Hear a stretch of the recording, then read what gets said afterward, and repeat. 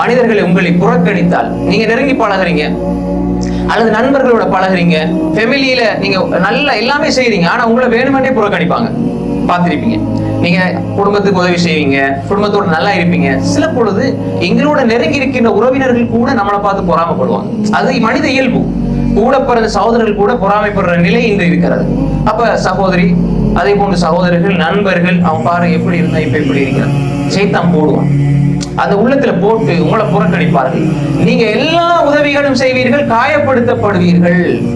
فَإِن تَوَلَّوْا فَقُلْ حَسْبِيَ اللَّهُ لَا إِلَهَ إِلَّا هُوَ عَلَيْهِ تَوَكَّلْتُ وَهُوَ رَبُّ الْعَرْشِ الْعَظِيمِ فَإِن تَوَلَّوْا فَقُلْ حَسْبِيَ اللَّهُ.